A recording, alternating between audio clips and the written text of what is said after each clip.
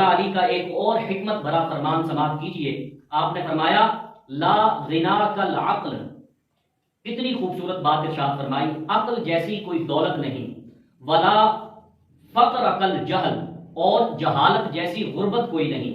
ولا میراث کالادب. اور ادب جیسی وراثت کوئی نہیں.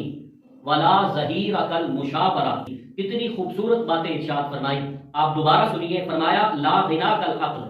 عقل جیسی دولت کوئی نہیں. یعنی جو انسان عقل مند ہے، سوجھ بوجھ رکھتا ہے، سمجھ رکھتا ہے، اس جیسی بڑی دولت کوئی نہیں. جاہل جتنا مرضی امیر ہو جائے لیکن وہ عالم کے برابر نہیں ہو سکتا.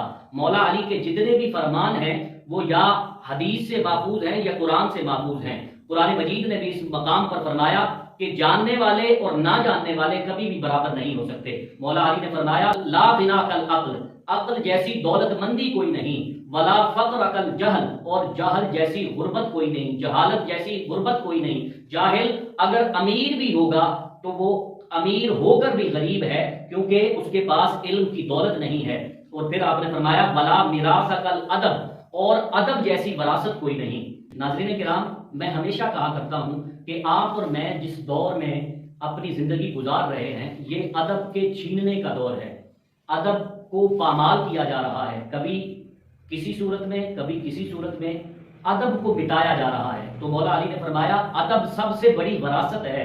ادب جیسی وراثت کوئی نہیں. آج ہم جس دور میں جی رہے ہیں، آپ یہ دیکھیے کہ رمضان المبارک کا مہینہ چل رہا ہے.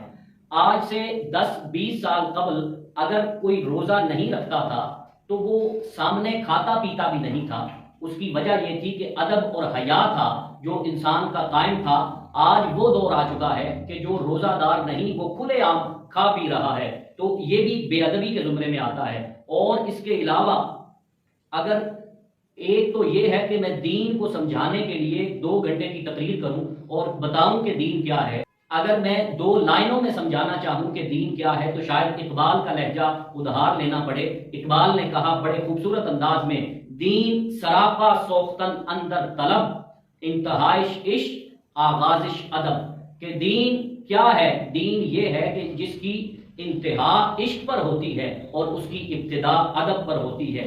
ادب ایک ایسی چیز ہے اگر اس کو دین سے خارج کر دیا جائے تو دین کی کوئی چیز باقی نہیں بچتی. ادب پہلا قرینہ ہے محبت کے قرینوں میں. ناظرین کرام، مولا کائنات کا ایک اور فرمان نور سنیے. آپ فرماتے ہیں کہ آدمی کی یہ جو سانسیں چل رہی ہیں یہ موت کی طرف اٹھتے ہوئے قدم ہیں.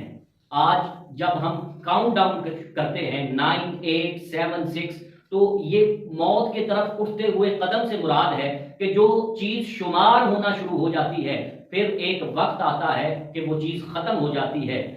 جو چیز شمار ہونا شروع ہو جاتی ہے وہ چیز ختم ہونے کی طرف بڑھتی ہے. مولا علی فرماتے ہیں کہ آدمی کی یہ جو سانسیں چل رہی ہیں یہ موت کی طرف اٹھتے ہوئے قدم ہے. دوسری سانس تب آتی ہے جب پہلی ختم ہو جاتی ہے. پہلی سانس کی موت، دوسری سانس کی زندگی ہے. وہ کسی نے کیا خوبصورت بات کہی، زندگی نام ہے مر مر کے جیے جانے کا. ایک بار ہم ایک سانس کاٹتے ہیں تو دوسری سانس آتی ہے. جب پہلی سانس موجود ہے تو دوسری سانس نہیں آئے گی. مولا کائنات فرماتے ہیں کہ یہ موت کی طرف اٹھتے ہوئے قدم ہیں.